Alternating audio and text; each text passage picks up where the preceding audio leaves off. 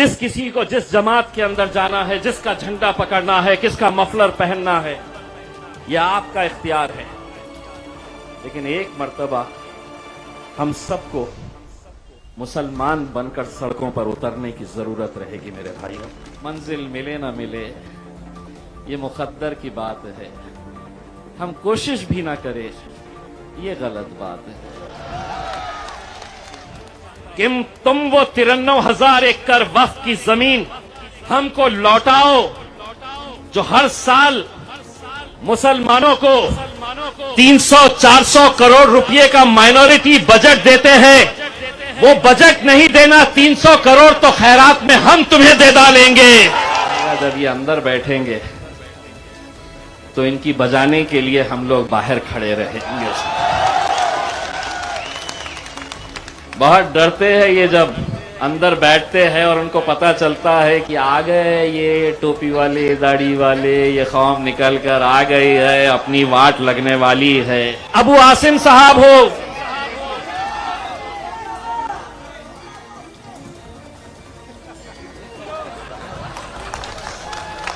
सिर्फ असद भाई ने इजाजत देना, अगला इलेक्शन तो इम्तियाज जलील उनके खिलाफ मुंबई में आके तुम्हारे घर के अंदर लड़के जाएगा और निकाल के जाएगा इंशाअल्लाह।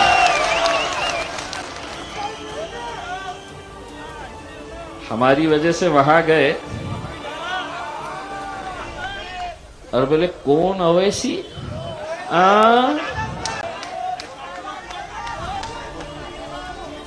पप्पा,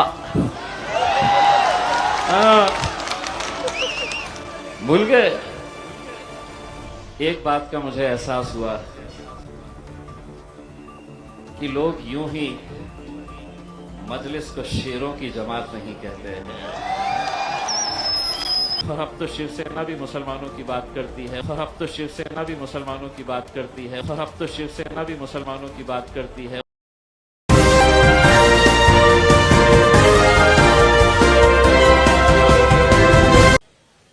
वो समझ रहे थे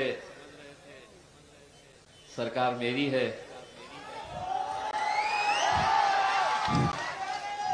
मैं कुछ भी कर सकता हूं।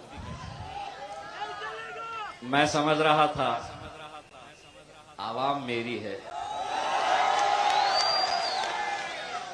मैं कुछ भी कर सकता हूं। उन्होंने पूरी ताकत लगा दी, मैं यहां पहुंच ना सकूं, मैंने पूरी ताकत लगा दी। इसीलिए कह रहा हूं मुंबई लो मैं आ गया। अभी ये तो बस एक हमारी आवाज पर ही छा गई इतनी बौखलाहट, ये तो सिर्फ एक गुर्राहट थी। अभी दहाड़ना बाकी है।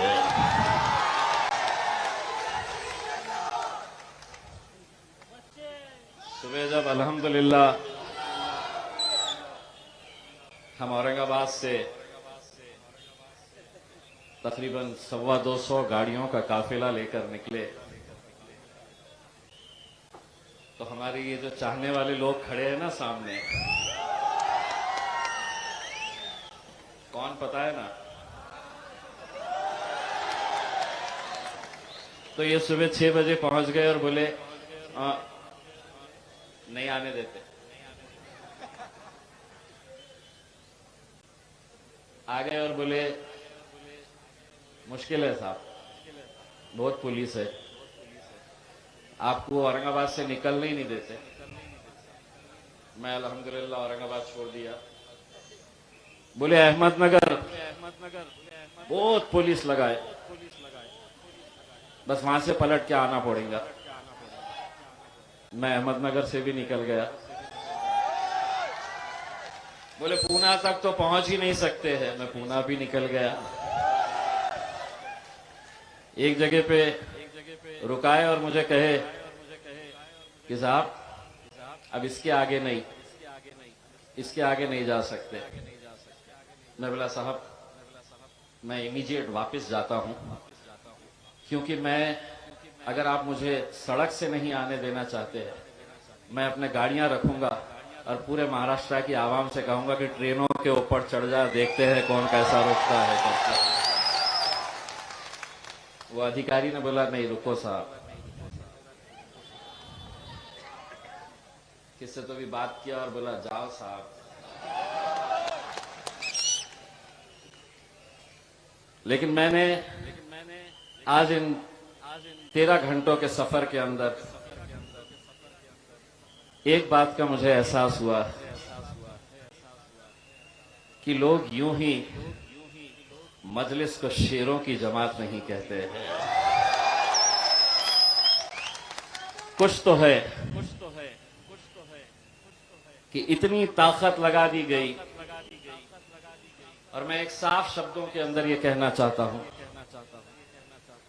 और मेरी बात रखने से पहले मैं महाराष्ट्र की और मुंबई पुलिस का तहे दिल से शुक्रिया अदा करना चाहता हूं।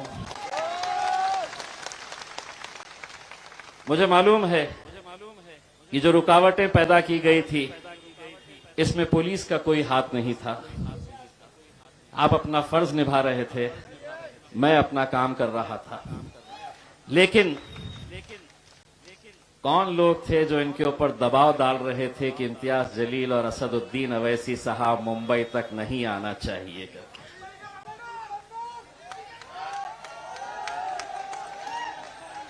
आपको मैं ये बताऊं कि ये जब प्रोग्राम हमने लेने का तय किया था, तो हमने लोगों से ये बताया कि ये हमारी सियासी जमात का कोई कार्यक्रम नहीं है, कोई प्रोग्राम नहीं है। हमने तमाम कांग्रेस के, राष्ट्रवादी कांग्रेस के, समाजवादी पार्टी के, और अब तो शिवसेना भी मुसलमानों की बात करती है, उनके भी नेताओं को हमने कहा कि एक मर्तबा हम लोग क्या अपने कौम के साथ हो रहे नाइंसाफियों के लिए हम एक प्लेटफॉर्म के ऊपर नहीं आ सकते? क्या हमें उन मराठा भाइयों से सीखना नहीं चाहिए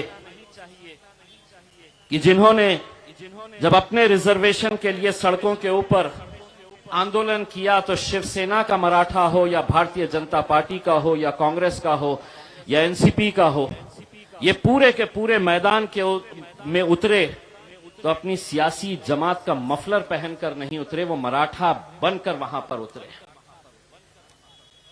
लेकिन हमने जब यही पैगाम, यही इनविटेशन सभी हमारे राजनीतिक दलों के नेताओं को हमने दिया, तो किसी ने भी साथ नहीं दिया। बहुत इज्जत के साथ हमने इन लोगों को न्योता दिया, इनविटेशन दिया, लेकिन बाद में पता चला कि ये इज्जत के लायक ही नहीं है।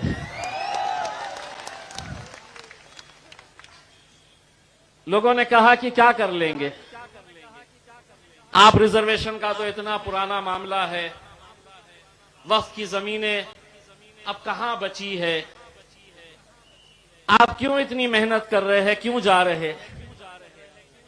इलेक्शन के वक्त एक बात कही थी, दोबारा ये बात दोहरा रहा हूं, मंजिल मिले ना मिले ये मुकद्दर की बात है, हम कोशिश भी ना करें ये गलत बात है। हम कोशिश करेंगे, पूरी ईमानदारी के साथ कोशिश करेंगे, और जब ईमानदारी के साथ कोशिश करते हैं तो उसका नतीजे कैसे होते हैं, अल्हम्दुलिल्लाह वही एक नतीजा आपके सामने आज आपका बेटा, आपका भाई खड़ा हुआ है। हमने ईमानदारी के साथ मेहनत की।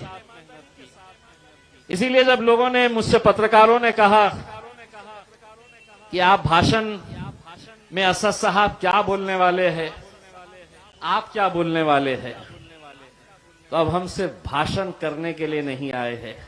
ये जो स्क्रीन लगाए हैं ना, 2 स्क्रीन लगाए हैं, इनको आज उधेड़ने भी वाले हैं, उस स्क्रीन के जरिए दिखाने वाले हैं कि किस तरह से इस कौम का खेल खेला जाता है।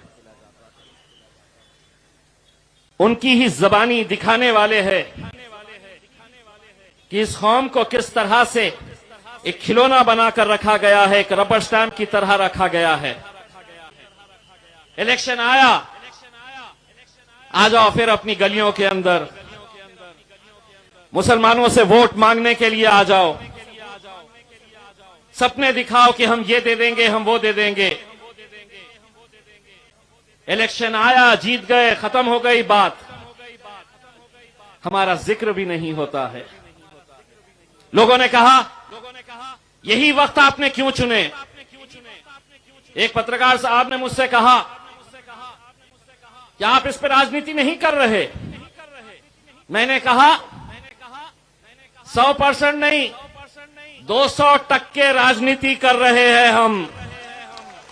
और यही वक्त क्यों कर रहे हैं कि पूरे महाराष्ट्र के अंदर नगर परिषद के चुनाव है, दोबारा हमारी चौखटों के ऊपर यही लोग आने वाले हैं।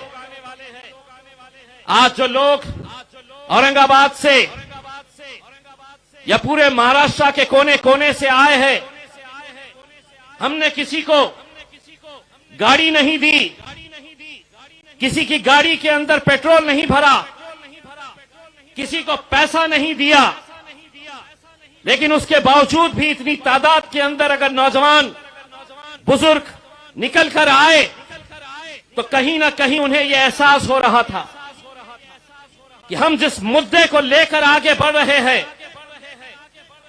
हमारे आने वाले मुस्तकबिल से यह ताल्लुक रखता है। कहां है वो 93,000 एकड़ जमीन महाराष्ट्र की, 93,000 एकड़ जमीन कहां है वो? किसने किसको बांटा है, किसने किसको बेचा है? अल्हम्दुलिल्लाह 8 महीने हो गए हैं महाराष्ट्र वक्फ बोर्ड का सदस्य हुए, मेंबर बने हुए। इन 8 महीनों के अंदर अल्हम्दुलिल्लाह 9 FIR रजिस्टर करवाया हूं मैंने पूरे महाराष्ट्र के अंदर, 9 FIR। बड़े बड़े धन्ना सेठों के खिलाफ FIR, जो सोचते थे कि हमें कौन रोक सकता है, हम तो पैसों से सबको खरीद सकते हैं और खरीदे हैं। उनके अंदर डर नहीं था, खौफ नहीं था। वो सोचते थे कि हमारा कौन बाल बाका कर सकता है, हम तो पैसों से सबको खरीद सकते हैं। उन्हें क्या मालूम है कि बाजारों के अंदर कुत्ते के बच्चे बिकते हैं।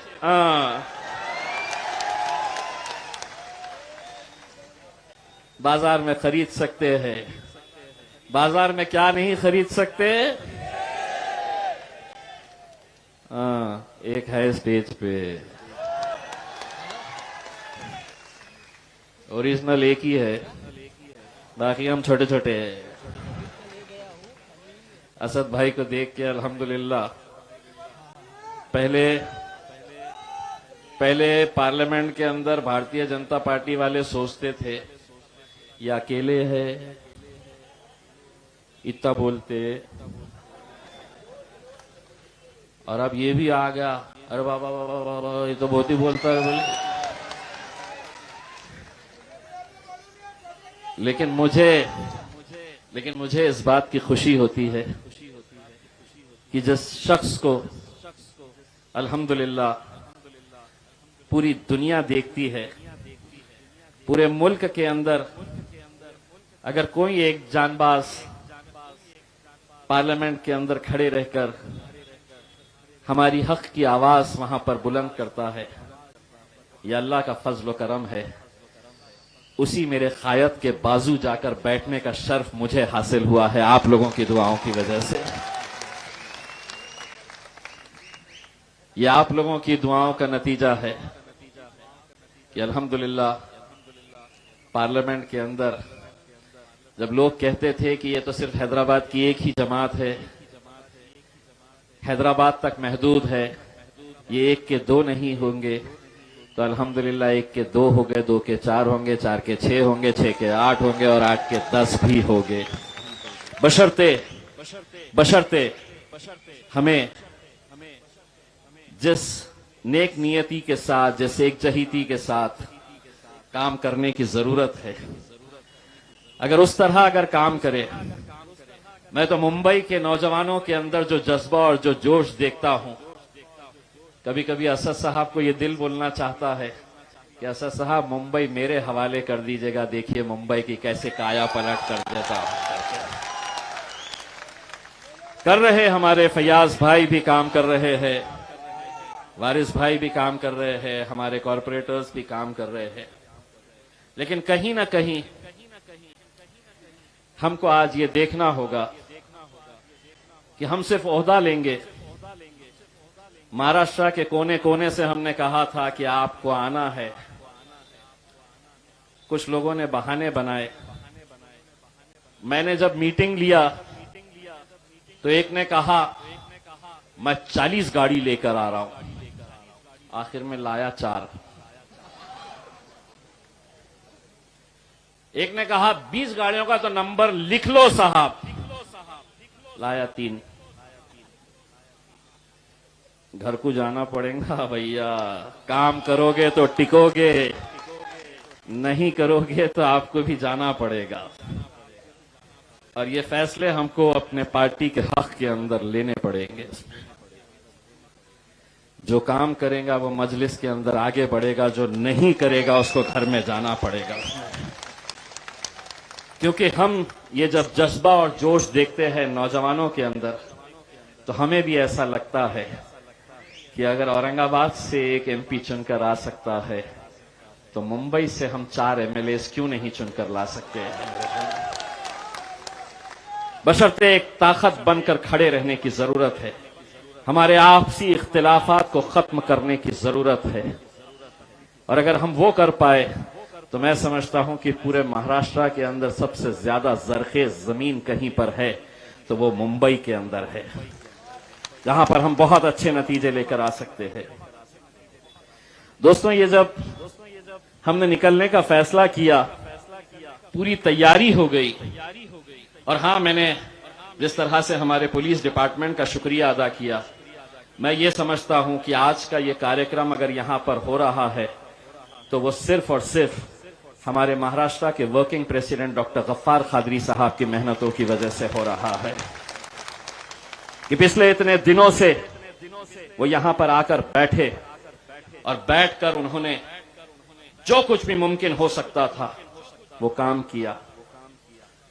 वरना ये आलम है हमारा कि पुलिस ने कहा नहीं करना, नहीं करेंगे, ठीक है साहब नहीं करेंगे। ये मजलिस में नहीं चलेगा।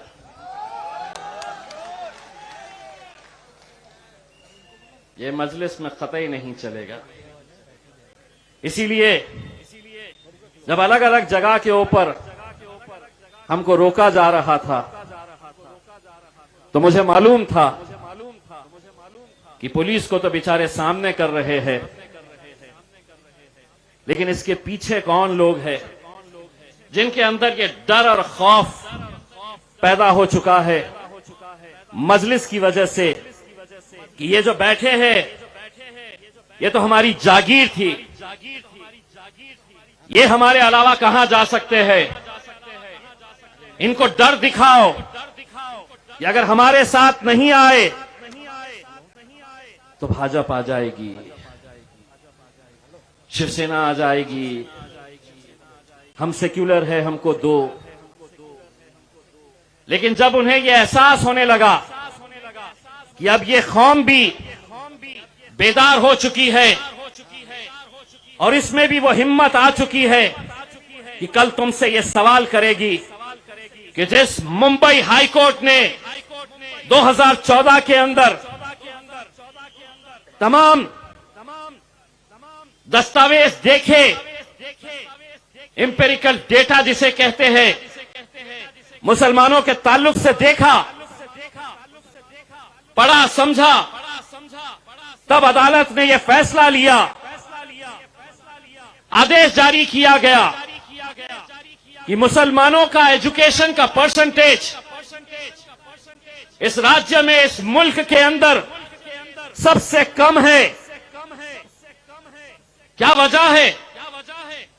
कि आज हमारे बच्चे अगर अच्छी तालीम हासिल करना चाहते हैं तो क्या वजह है कि अदालत का फैसला आने के बावजूद भी ये सरकार, ये हुकूमत हमें ये रिजर्वेशन क्यों नहीं दे रही है। मैं और वारिस पठान 2014 से 2019 तक महाराष्ट्र की विधानसभा के अंदर एमएलए थे। उस वक्त कांग्रेस के, राष्ट्रवादी कांग्रेस के, समाजवादी पार्टी के आमदार एमएलए खड़े रहते थे और लड़ते थे बीजेपी के मुख्यमंत्री देवेंद्र फडणवीस से और शिवसेना से लड़ते थे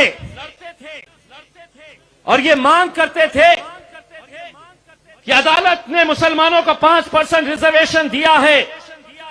भारतीय जनता पार्टी, शिवसेना नहीं चाहती है कि इनकी तरक्की हो, मुसलमानों को रिजर्वेशन दो, अदालत ने बोला है। इतने जोरदार भाषण करते थे कि मुझे ऐसा लगता था कि कितने हमदर्द है मेरे कौम के। 2019 के बाद तख्ता पलट गया, अब हुकूमत में आ गए हैं। विरोध में जब थे तो उस भारतीय जनता पार्टी और उस शिवसेना से मांगते थे जिनका मुसलमानों से कोई लेना देना नहीं, जो नहीं चाहते कि इस मुल्क का मुसलमान तरक्की करे, तालीम हासिल करे। लेकिन आज सत्ता के अंदर अगर तुम बैठे हैं, महाराष्ट्र की विधानसभा के अंदर अगर तुम जाकर बैठे हैं, तो तुम्हें वहां पहुंचाने के अंदर यही हमारे गयूर मुसलमानों का हाथ है कि तुम वहां पर जाकर बैठे हैं। लेकिन सत्ता में आते ही तेवर बदल गए। 2 साल से कोई जिक्र नहीं। हमने इंतजार किया कि अब कुछ फैसला करेंगे, तब करेंगे, लेकिन नहीं। जब हमने ये ऐलान किया कि अब हम आएंगे तुमसे सवाल करने के लिए, तो क्या किए? पुलिस वालों को आगे कर दिए, बोले रुकाओ इनको, कैसा तो भी रुकाओ करके। तो मैंने उनको बोला सरकार हमसे डरती है, इसीलिए सरकार हमसे डरती है, इसीलिए पुलिस को आगे। लेकिन यकीन मानिए आप अपना काम कर रहे थे। हमें मालूम है कि कौन कौन लोग इसके अंदर खेल खेल रहे थे कि हम आना नहीं करके कैसी कैसी साजिशें रची जा रही थी। मैं वो तमाम नौजवान जो महाराष्ट्र के कोने कोने से आए, मैं उनका तहे दिल से शुक्रिया अदा करना चाहता हूं कि आज अगर हम यहां तक पहुंचे तो सिर्फ इसलिए कि मैं अकेला नहीं था। जब मुझे रोकते थे तो वो देखते थे कि मेरे पीछे अल्हम्दुलिल्लाह कितनी बड़ी तादाद और कितनी बड़ी ताकत खड़ी हुई है। हद तो ये हो गई कि वाशी के पास जब हम आए नवी मुंबई में, अगर कोई वरिष्ठ पुलिस अधिकारी यहां पर मौजूद है तो सुनिए साहब, हमने अपनी किसी भी गाड़ी के ऊपर हमने अपनी पार्टी का झंडा लगाकर नहीं लाए। हमने कोई हरा, नीला, पीला, भगवा झंडा लगाकर नहीं आए। हमने हमारे इस मुल्क के तिरंगे को हमारे गाड़ियों के ऊपर लगाकर हमने तिरंगा रैली बोलकर लेकर आए। उस तिरंगे का जिसकी हम इज्जत करते हैं, जिसके ऊपर हमें गर्व है, फख्र है। लेकिन वाशी में हमारी जैसी ही गाड़ियां रोकी गई, इतनी पुलिस थी वहां पर, इतनी पुलिस थी कि मुझे ये शक होने लगा कि मैं खासदार हूं या कोई आतंकी हूं जो इसके लिए इतने सारे लोग मेहमान मेरे इंतजार में यहां पर खड़े हुए थे करके।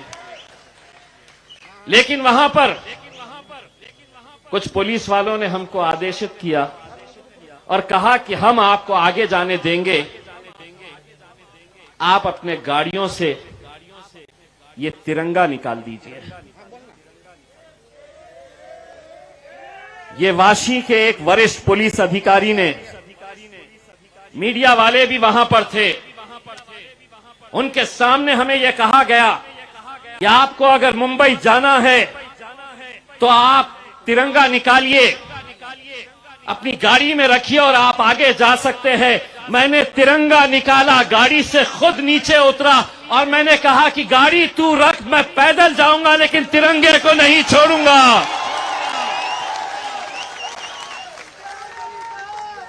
और जब मेरे पीछे मेरे नौजवानों ने अपने अपने हाथ में तिरंगा लेकर हम रोड पे चलने लगे, तब पुलिस वालों को एहसास हुआ कि कुछ गलत हो गया है। फिर बोले जाओ, आ गए मुंबई। बस यही हमारा था कि ये रुकावटें क्यों और किस वजह से की जा रही है। इलेक्शन आएगा, जब भी आएगा, जिस किसी को जिस जमात के अंदर जाना है, जिसका झंडा पकड़ना है, किसका मफलर पहनना है, यह आपका इख्तियार है। लेकिन एक मर्तबा हम सबको मुसलमान बनकर सड़कों पर उतरने की जरूरत रहेगी मेरे भाइयों। और जब तक हम ये नहीं करेंगे, लोग कहेंगे कि क्या होगा 5% रिजर्वेशन से, क्या नहीं होगा। 93,000 एकड़ जमीन अगर वक्फ की अगर हम मुसलमानों को वापस मिल जाती है तो महाराष्ट्र के देवेंद्र फडणवीस साहब, महाराष्ट्र के उद्धव ठाकरे साहब, शरद पवार साहब, कांग्रेस के नेता, मैं आपको ये जबान देकर जाना चाहता हूं कि तुम वो 93,000 एकड़ वक्फ की जमीन हमको लौटाओ जो हर साल मुसलमानों को 300-400 करोड़ रुपए का माइनॉरिटी बजट देते हैं। वो बजट नहीं देना, 300 करोड़ तो खैरात में हम तुम्हें दे डालेंगे। वो जमीनें हमारा हक है और इसके लिए एक मूवमेंट चलाने की जरूरत है। आज छोटी सी एक झांकी दिखाए, थोड़े परेशान हो गए। फयाज भाई, महाराष्ट्र विधानसभा का अधिवेशन आने वाला है। अब एक धरना जो है, जब इनका अधिवेशन रहेगा, जब ये अंदर बैठेंगे तो इनकी बजाने के लिए हम लोग बाहर खड़े रहेंगे। बहुत डरते हैं ये जब अंदर बैठते हैं और उनको पता चलता है कि आ गए ये टोपी वाले, दाढ़ी वाले, ये कौम निकल कर आ गई है, अपनी वाट लगने वाली है। हम सिर्फ इतना कहना चाहते हैं कि ये लोगों ने आप लोगों के साथ कैसा खिलवाड़ किया है। अगर मैं अपनी जबानी अगर कहूंगा तो शायद आप लोगों को यकीन नहीं होगा। अगर मैं कहूंगा कि आप लोगों को कैसा बेवकूफ बनाया गया था, मैं अपनी जबानी कहूंगा कि किस नेता ने, चाहे वो नवाब मलिक साहब हो, आरिफ नसीम खान साहब हो, अबू आसिम साहब हो,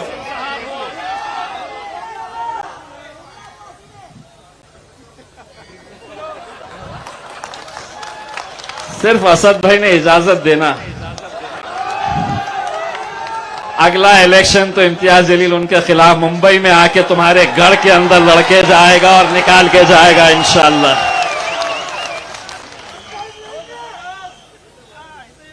हमारी वजह से वहां गए और बोले कौन अवैसी,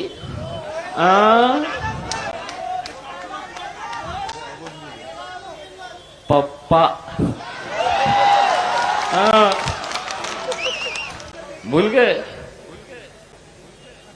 लेकिन मैं यहां जाने से पहले सरकार को यह बताना चाहता हूं कि ये मुद्दे, देखिए इस मुल्क के अंदर मुसलमान माइनॉरिटी के अंदर सबसे बड़ी मेजॉरिटी है। अगर ये मुल्क को तरक्की करना है तो मुसलमानों को पीछे छोड़कर ये मुल्क कभी तरक्की के रास्ते पर नहीं जा सकता है। अगर हमको इस मुल्क को आगे बढ़ाना है तो हमारे इन मुसलमान भाइयों की तरक्की के बारे में भी सोचना पड़ेगा, और ये सरकार की जिम्मेदारी है। सरकार में जो बैठे लोग हैं उनके जो करतूते हैं वो मैं आपको दिखाऊंगा, लेकिन सरकार हमसे कितनी डरती है इसका अंदाजा मुझे कल रात में हुआ कि कल रात में सरकार ने एक नोटिफिकेशन जारी किया और रात में 12 बजे वो नोटिफिकेशन मुझे भेजा गया। आप अगर पढ़ेंगे तो आपको ये समझ में आएगा कितना डरती है। क्या लिखे है मालूम नोटिफिकेशन में? बोले मुंबई में ओमिक्रॉन है, तो इसीलिए ओमिक्रॉन की वजह से 11 तारीख यानी कि आज और 12 तारीख ये 2 दिन कोई भी धरना, कोई भी सभा, कोई भी सम्मेलन नहीं होगा 2 दिन के लिए। यानी कि 11 और 12 जब हम यहां पर है तो ओमिक्रॉन, हम जाते ही सब शुरू। अगर आप बोले होते असद भाई इजाजत दिए 13 तारीख के दिन फिर आ जाएंगे गाड़ियां लेके यहां पे,